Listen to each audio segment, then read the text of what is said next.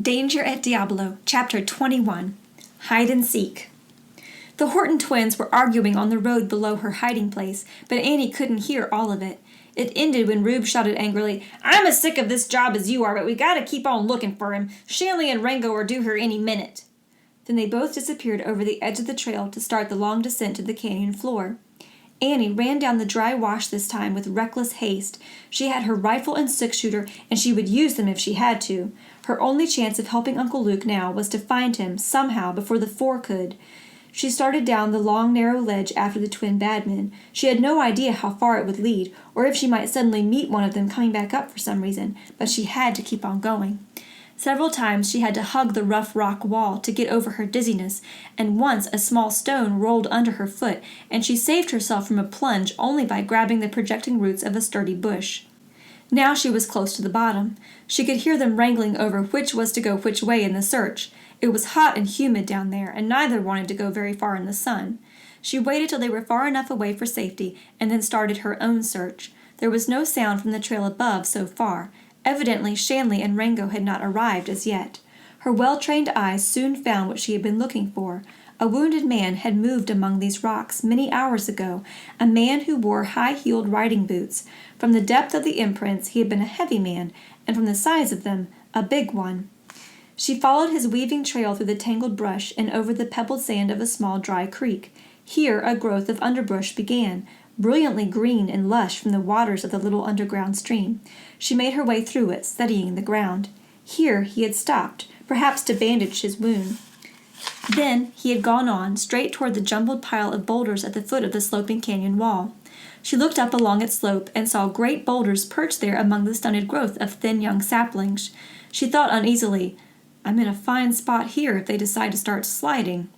She crossed her fingers the way Tag always did, and made a heartfelt wish that there would be no slides till she got out from under. She was so occupied worrying about the overhead threat that she didn't look where she was going. Her toe caught in the rusty head of a broken pickaxe on the ground, and she fell hard on one knee. Before she could choke it off, she had come out with a loud "ouch" of pain. She heard her voice bounce against the sides of the canyon, and she cowered, gripping her rifle and fully expecting one of the Hortons to come crashing out of the brush, gun in hand. Instead, she heard a faint voice that was not much more than a whisper. It came from behind the jumble of rocks at the foot of the slope. "Annie, over here, quick!"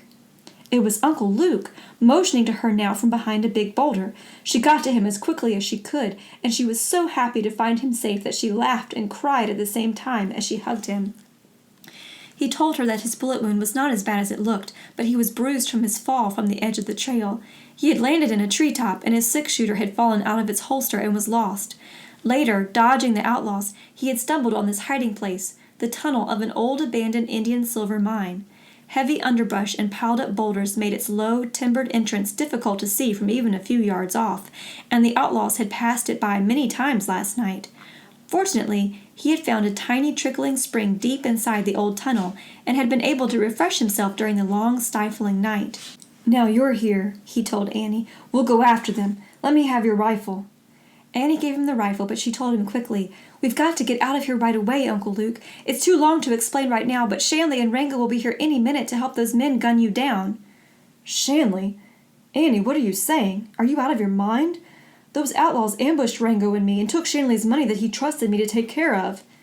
"They're all in it together, Uncle Luke. Those outlaws are just hired killers, and Shanley's their boss."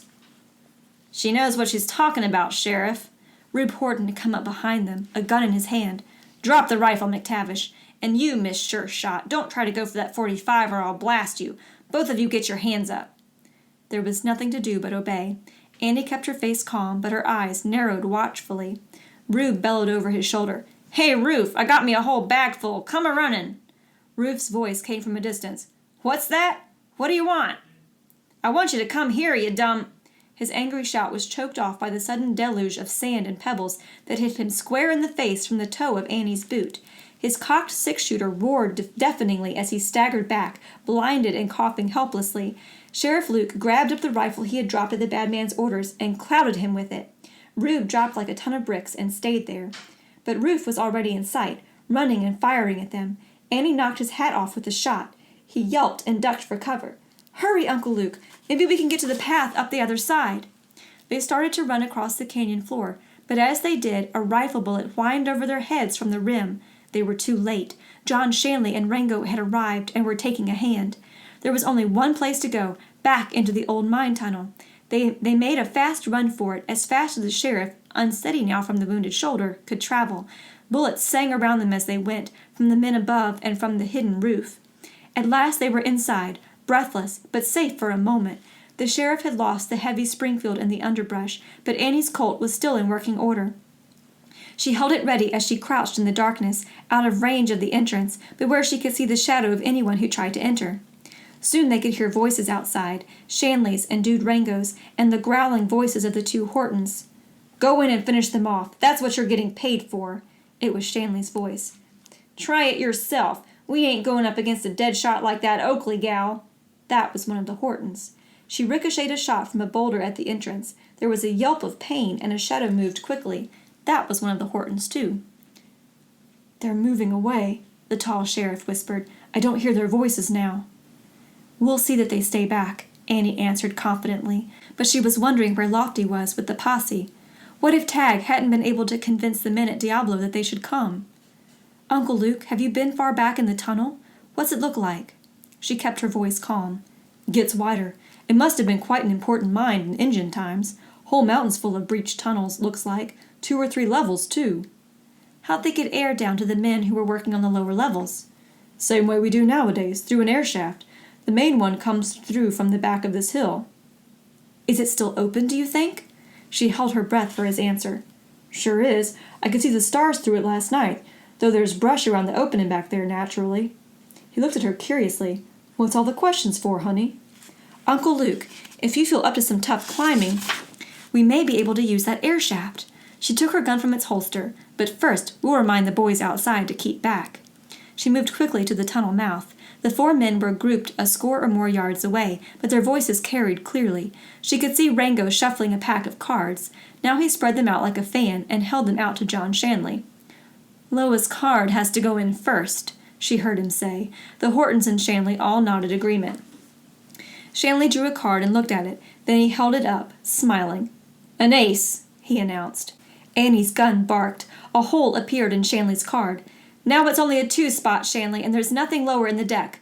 Come on, we're waiting," she called. 4 men scrambled to cover in 4 directions. Annie retreated into the tunnel. "Let's go, Uncle Luke. I think that'll hold him for a few minutes." It was a hard job getting the big sheriff up through the air shaft, but they finally did it. Annie went ahead, and when she reached the weed-grown entrance, she caught her breath, and then went back down to pull and haul him through the narrow, steeply slanted passage. They could hear the voices of the 4 men below, calling back and forth. They seemed to be deciding on a rush towards the mouth of the tunnel. Sheriff Luke pointed across the canyon. "Lofty and Tag!" The tall young deputy and the small boy were alone, Annie realized, with a sinking heart, that no posse had come with them, probably because nobody believed Tag's story about the forgery. Now the 2 had dismounted, and Lofty was studying the 4 horses already tied beside the trail.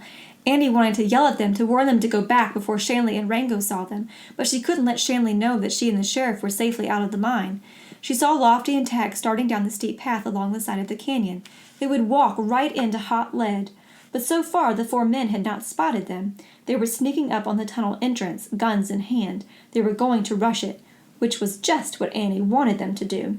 The 4 were waiting at the mouth of the tunnel now, guns in hand. They were probably wondering why she hadn't started shooting at them. She hoped they would think she had run out of bullets. Now they were going in. Annie ran along the side of the hill till she could get a clear aim at one of the giant boulders high up on the slope directly above the mine entrance. She knelt to take careful aim at a spot just under the base of the boulder. Her bullet plowed up the dirt and sent the small rocks flying. The giant rock seemed to wobble.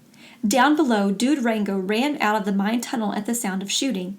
Annie's second bullet smashed the gun out of his hand. He turned and darted back into the safety of the tunnel. Again she fired at the heavy boulder. With a jolt, the massive thing settled down, tipped, and then went rolling and crashing down the slope, carrying with it a great rush of rocks, uprooted bushes, and sand. Above the spot where it had rested, other boulders started to slip and move, first slowly, then faster, and in a moment the whole section of the steep slope was in motion. Down it roared and down, blocking the entrance of the mine tunnel, piling up rocks and debris 20 feet high on the floor of the canyon. Its rumble and crash shook the earth and echoed the length of the chasm. As the dust settled, Annie was relieved to see Tag and Lofty safe on the narrow pathway across the way. "Hi, Annie!" Tag had spotted her. "Is everything all right?" "Just fine and dandy," she called back. "What happened?" Lofty pointed down at the rock slide. This time it was Sheriff Luke who answered, cupping his hands around his mouth. "It's a newfangled rat trap Annie made. Caught us 4 fine fat rats." "Oh." Annie had a sudden misgiving. "Suppose they get out through the air shaft the way we did." "They won't," her uncle chuckled. "I plunged up the shaft with a nice sizable hunk of rock. It won't keep the air out, but it'll take more than those 4 to budge it from below. They'll stay right where they are till we dig 'em out to put the handcuffs on 'em." Sheriff McTavish's return with Annie and Tag and Deputy Lofty caused a sensation. There were red faces for a while among the men who had listened to and believed John Shanley, but Luke was too honest and straightforward himself to hold it against them that they had been fooled by such a ruthless man. John Shanley was brought to trial with his Confederates and sent to the territorial prison for a long term. Dude Rango was glad to accept a shorter term as a reward for turning state's evidence, and the Hortons ended up on the rock pile. The people whose money Shanley had taken illegally were repaid when the pretentious Shanley home was sold on the auction block with all its fine furnishings. The house itself, shuttered and lonely, stood in its once green lawns, which were now sere and dry and waist-high with rustling weeds. Edith had gone, no one knew or cared where. Then one morning, many months afterward, the big gate swung open again, and Diablo stared open-mouthed at what they read on the big homemade sign on the brown lawn. "Boarding house," it said, "for respectable folks only. Mr. and Mrs. David Jonathan Samuel Brewster, proprietors." And on the wide, shady veranda, Mr. Brewster rocked and rested, and Mrs. Brewster beamed and waited at his side. Annie and Tag were their first visitors, but there would be many others, for the Brewsters had invited all of Diablo to come and see their proudest possession, the notorious Shanley mansion with its rose bedroom and the one with the violets, and that stuck-up Edith's bedroom, and the library where Annie had found the forgery paper. They had a star attraction here, all right, and if people got tired of just coming there to look, why, David Jonathan could always open up his barbershop in that big front hall with all the mirrors. Later on, Annie sat on the steps of the old ranch house in the quiet evening. Tag rested his head against her shoulder. He was half asleep already. It had been a long, exciting day. Uncle Luke had won the election, practically without any opposition. He was still in town, being congratulated. Since the Shanley trial, he was no longer a has-been. He would be sheriff now as long as he wanted to be, and they would be staying here on the ranch from now on, winter and summer, in peace and quiet. She looked up at the far, quiet stars she had so often watched on the long, hard journey here, and she smiled at one in particular, bright and brilliant right above, and whispered in her thoughts, "We're really home, Mother and Dad, where you always wanted us to be, and everything's all right." And that's the end of Danger at Diablo. I hope you've enjoyed the story as much as I have.